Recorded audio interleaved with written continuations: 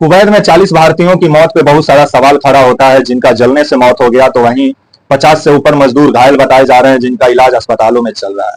तो वहीं ये जो अग्निकांड हुआ है आपका कुवैत में, इस पर भी बहुत सारा सवाल खड़ा होता है, क्योंकि मजदूरों को जिस तरह से कुवैत में कमरा में ठूस ठूस के रखा जाता है, उसी का नतीजा है कि ये अग्निकांड कुवैत में हुआ और 40 से ऊपर भारतीय जल के मर गए। तो वहीं 50 से ज्यादा घायल बताए जा रहे हैं, जिनका इलाज जारी है मजदूरों का। आइए आपको बताते हैं, वीडियो को अंत तक देखिएगा तभी मामला समझ में आएगा। नमस्कार, मेरा नाम विश्वजीत कुमार और आप देख रहे हैं वाक फॉर इंडिया न्यूज। कुवैत में 12 जून सुबह सुबह 6:10 के करीब में बताया जा रहा है कि आग लगता है कुवैत का दक्षिणी प्रांत स्थित मंगफा इलाके में। मंगफा इलाका है जहां अधिकतर जो वहां मजदूर पहुंचते हैं काम करने के लिए, उन लोग का रहने का व्यवस्था मंगफा एक इलाका है कुवैत का, वहां किया गया है। और जहां मतलब अधिकांश जो मजदूर आपके आते हैं अलग अलग देशों से, भारत से, चाहे बांग्लादेश से, या आपका नेपाल से, या आपका और भी जो देश है जहां से मजदूर काम की तलाश में खाड़ी देश पहुंचते हैं। लेकिन सबसे अधिक संख्या भारतीयों की है आपका कुवैत में, क्योंकि सबसे अधिक भारतीय कुवैत में रहते हैं और काम करते हैं। लेकिन जिस तरह से खबर आ रही है कि 12 जून सुबह जो ये आग लगा कुवैत का जो दक्षिण में स्थित है मंगफा इलाका, जहां ये आगजनी का घटना हुआ, 6 मंजिला इमारत बताया जा रहा था कि 6 मंजिला इमारत में आग लगता है और आग इतना विकराल रूप पकड़ लेता है कि उसमें रह रहे 195 लोग अपना जीवन बचाने के जद्दोजहद में लगते हैं, जिसमें से बताया जा रहा है कि 50 लोगों की मौत जलने से हो गई है। तो वहीं आपका 50 से ज्यादा लोग घायल हैं, जिनका इलाज चल रहा है। इस आग में बुरी तरह से वो झुलसे हुए हैं। तो वहीं 40 से ऊपर भारतीयों की भी मौत बताई जा रही है। और इसमें सबसे ज्यादा जो जिस राज्य से मजदूरों की मरने की खबर आ रही है, तो केरल के 23 मजदूर बताए जा रहे हैं। तो वहीं तमिलनाडु के 7 मजदूर हैं, क्योंकि कुवैत में सबसे अधिक आपके तमिलनाडु, केरल, आंध्र प्रदेश और पंजाब और आपके बिहार और यूपी से भी मजदूर जाते हैं वहां काम की तलाश में। और वहां पे आपका बढ़ई का काम हो, या आपका घर और में काम करना हो, या आपका गिट्टी बालू सीमेंट का अगर आपका काम आता हो, या अगर आपको घर जोड़ैया करना आता हो, ये सब का काम के लिए कुवैत में भारतीय पहुंचते हैं। और भारतीय जो अच्छा काम जानते हैं उनको तो अच्छा पैसा मिलता है, लेकिन जो वहां लेबर बन के जाते हैं उनको मात्र आपका 100 दिनार से लेकर के 200 दिनार ही मिलता है, जो भारतीय रुपए में मात्र 30-40 हजार रुपया होता है। जो अगर कुवैत के हिसाब से देखें तो ये रकम बहुत कम है, क्योंकि ये लोग ये 30-40 हजार रुपया कमाने के लिए विकट परिस्थितियों में कुवैत में रहते हैं। क्योंकि जिस तरह से ये लोग रूम में रहते हैं, एक एक रूम में 20-20, 25-25 आदमी को रखा जाता है, बेड के ऊपर बेड लगाया जाता है। इस पर भी बहुत सारा सवाल खड़ा होता है। और वैसे भी भारतीय मजदूरों को हमेशा विदेश में और खास करके खाड़ी देशों में कम मजदूरी मिलता है, इस पर भी हमेशा सवाल उठा है। लेकिन भारत सरकार इसको लेकर के कभी खाड़ी देशों के राजनेताओं से बात नहीं की कि आप हमारे देश के मजदूरों को क्यों कम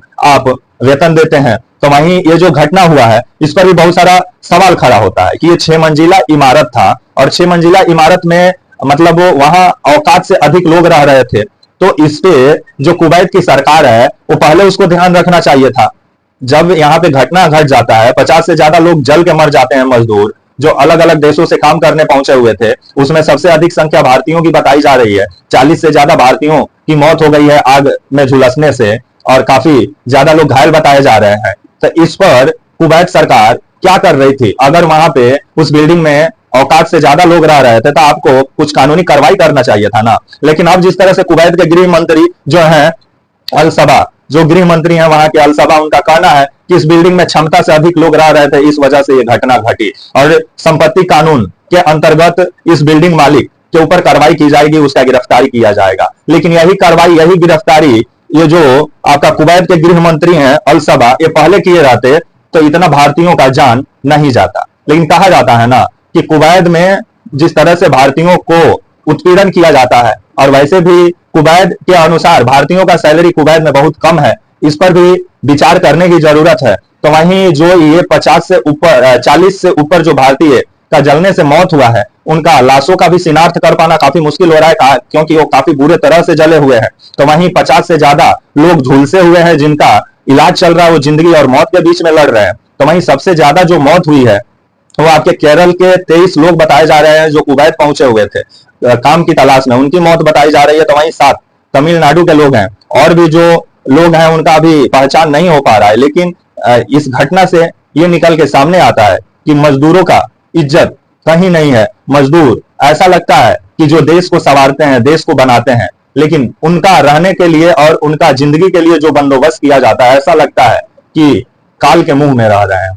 यही कारण है कि आज भी मजदूर दर दर भटकते हैं। तो वहीं विदेश मंत्रालय अपना इस पे नजर बनाए हुए है। डॉक्टर एस जयशंकर का कहना है और मोदी जी जो हमारे देश के प्रधानमंत्री हैं उनका कहना है घटना काफी दुखद है और प्रधानमंत्री का जो रिलीफ फंड है उससे जिन जिन भारतीयों की मौत हुई है उनको 2-2 लाख रुपया का मुआवजा दिया जाएगा। तो वहीं अभी आपके जो विदेश राज्य मंत्री हैं श्री कीर्तिवर्धन सिंह, वो पहुंचे हुए हैं आपके कुवैत, जहां 100 अभी जो वहां है भारतीयों का उसको लेकर के वो भारत आएंगे। लेकिन अभी 100 का शिनाख्त कर पाना काफी मुश्किल में नजर आ रहा है, क्योंकि काफी बुरी तरह से लाश झुलसी हुई है जिसकी पहचान अभी चल रही है।